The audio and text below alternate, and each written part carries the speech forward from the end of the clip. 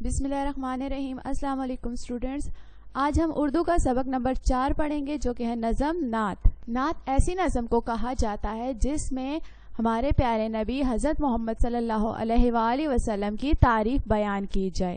بچوں، آپ سب جانتے ہیں کہ ہمارے نبی اللہ تعالیٰ کے آخری نبی تھے، ان کے بعد دنیا میں کوئی نبی نہیں آئے گا، اس لیے ہمیں ان کی تعلیمات پر چلنا ہے، تبھی ہم دنیا اور آخرت میں کامیاب ہو سکتے ہیں۔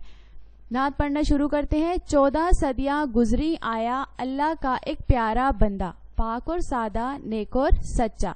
صدیاں کہتے ہیں 100 سالوں کو۔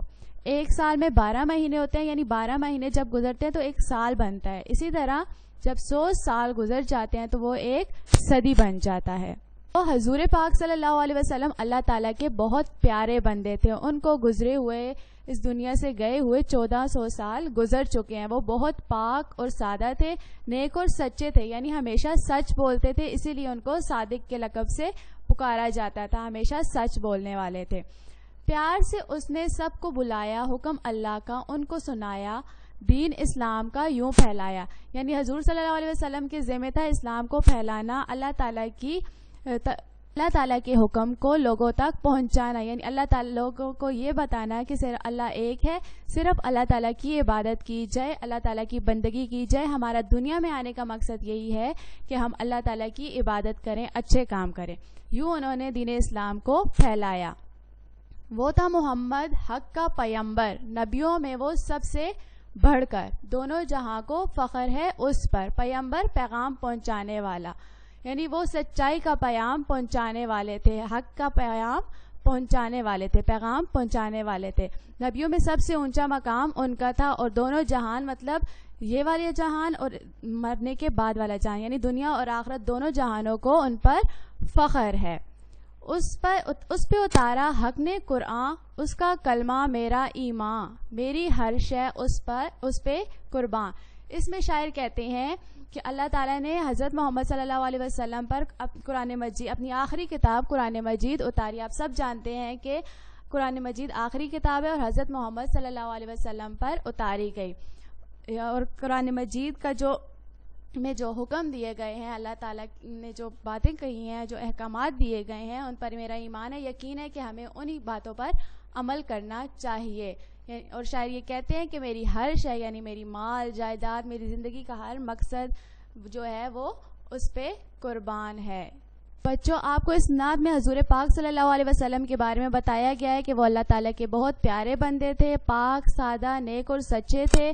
انہوں نے دین اسلام کو بہت پیار سے لوگوں تک پہنچایا، اللہ تعالیٰ کا پیغام لوگوں تک بہت پیار سے پہنچایا۔ وہ سچائی پر تھے، سچ کا پیغام پہنچانے والے تھے۔ نبیوں میں سب سے اونچا مقام ان کا تھا، اور اللہ تعالیٰ نے اپنی آخری کتاب قرآن مجید ان پر نازل کی۔ اس میں کچھ الفاظ آئے ہیں جیسے صدیاں، میں نے آپ کو بتایا صدیاں کہتے ہیں 100 سالوں کو۔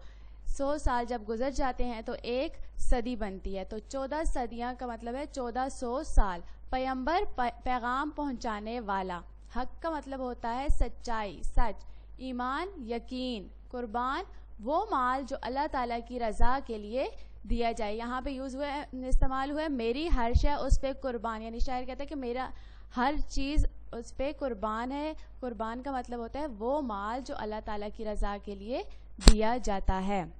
یہ الفاظ معنی آپ نے اپنی کاپی میں لکھنے ہیں۔ سب سے پہلے سبق نمبر لکھیے گا، نظم نعت، اور اس کے بعد الفاظ معنی لکھنے ہیں۔ اس کے بعد ہیں الفاظ جملے۔ کچھ لفظ لیے گئے ہیں سبق میں سے، جیسے نیک، اس کا اب جملہ بنانا ہے۔ حسن ایک نیک لڑکا ہے۔ آپ خود سے بھی اس کے جملے بنا سکتے ہیں، لفظ نیک کو جملوں میں استعمال کر سکتے ہیں۔ فخر، ناز، مجھے مسلمان ہونے پر فخر ہے۔ قرآن، ہمیں روزانہ قرآن مجید کی تلاوت کرنی چاہیے۔ قربان، ہماری فوج وطن پر جان قربان کرنے کے لیے ہر وقت تیار رہتی ہے۔ نوٹ کیا ہے کہ ان جملوں کو آپ نے اپنی کاپی پر لکھنا ہے، یہ کام بھی آپ نے اپنی کاپی پر لکھنا ہے، الفاظ جملے اپنی کاپی پر لکھنے ہیں۔ مشقی سوالات۔ سوال نمبر 1 ہے، ہمارے پیارے نبی صلی اللہ علیہ وآلہ وسلم کو دنیا میں تشریف لائے کتنی صدیاں گزر چکی ہیں، یعنی کتنے سال گزر چکے ہیں، کتنے 100 سال۔ تو آپ نے پڑھا ہے اس نعت میں کہ ہمارے پیارے نبی صلی اللہ علیہ وآلہ وسلم کو دنیا میں تشریف لائے 14 صدیاں گزر چکی ہیں۔ سوال نمبر 2، ہمارے پیارے نبی صلی اللہ علیہ وآلہ وسلم کیسے انسان تھے؟ تو جواب ہے ہمارے پیارے نبی صلی اللہ علیہ وآلہ وسلم پاک، سادہ، نیک اور سچے تھے۔ سوال نمبر 3، ہمارے پیارے نبی صلی اللہ علیہ وآلہ وسلم نے لوگوں کو اسلام کی طرف کیسے بلایا؟ جواب ہے ہمارے پیارے نبی صلی اللہ علیہ وآلہ وسلم نے لوگوں کو اسلام کی طرف پیار سے بلایا۔ آگے سوال نمبر 4، اللہ تعالیٰ نے حضور صلی اللہ علیہ وسلم پر کون سی کتاب نازل کی؟ جواب ہے اللہ تعالیٰ نے حضور صلی اللہ علیہ وسلم پر اپنی آخری کتاب قرآن مجید نازل کی۔ یہ سوال نمبر 1 سے سوال نمبر 4 تک کے جوابات بھی آپ نے اپنی کاپی پر لکھنے ہیں۔ مشق کے سوال نمبر 1 سے سوال نمبر 4 تک کے جوابات آپ کو بتا دیے گئے ہیں، وہ آپ نے اپنی کاپی پر لکھنے ہیں۔ آگے سوال نمبر 5 ہے الفاظ کو حروف میں توڑیے۔ آپ کو الفاظ دیے گئے ہیں، آپ نے ان کے توڑ بنانے ہیں۔ جیسے صدیاں، صدیاں میں کون کون سے حروف استعمال ہوئے ہیں؟ صاد، دال، یہ، الف اور نون غنہ۔ دوسرا ہے پھیلایا، پھیلایا میں کون سے حروف استعمال ہوئے ہیں؟ پ، یہ، لام، الف، یہ، الف۔ پیمبر، پ، یہ، میم، بے، رے۔ آگے ہے ایمان، الف، یہ، میم، الف، نون۔ پانچواں ہے قربان، کاف، رے، بے، الف، نون۔ یہ آپ نے ان کے توڑ کر لیے۔ آپ نے یہ کام اپنی کتاب پر کرنا ہے، اس کو کاپی میں نہیں کرنا بلکہ کتاب پر ہی کرنا ہے۔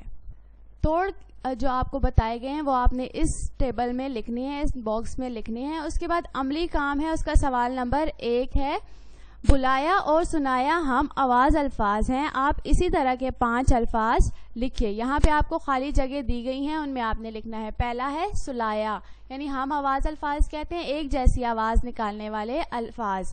تو بلایا اور سنایا جیسے الفاظ آپ نے بنانے ہیں جن میں آواز ایک سی آئے، ہم آواز الفاظ۔ سلایا، بنایا، پھیلایا، کھایا، دکھایا، ان خالی جگہوں میں آپ نے یہ والے الفاظ لکھنے ہیں۔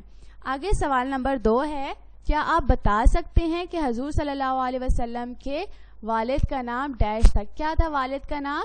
حضرت عبداللہ۔ اس خالی جگہ میں آپ نے ان کے والد کا نام لکھنا ہے، حضرت عبداللہ۔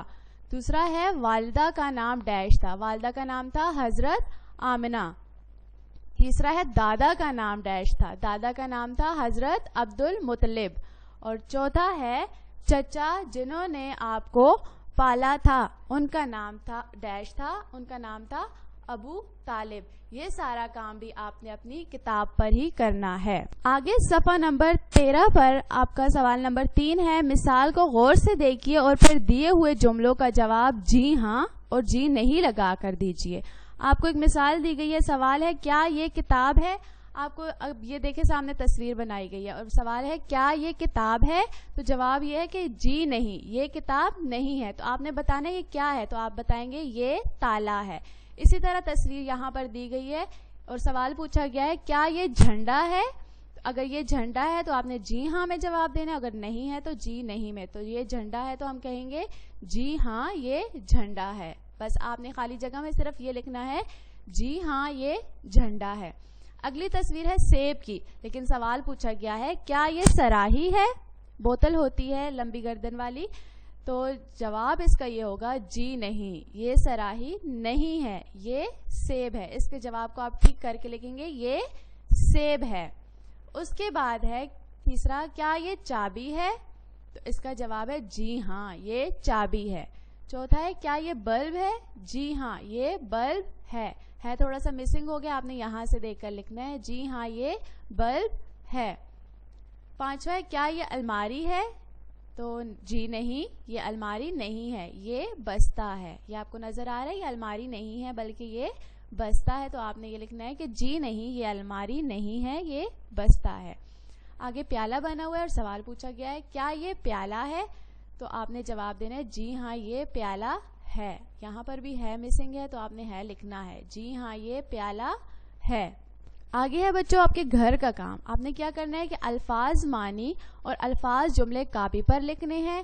اسی طرح سوال نمبر 1, 2, 3 اور 4 کے جوابات بھی کاپی پر لکھنے ہیں.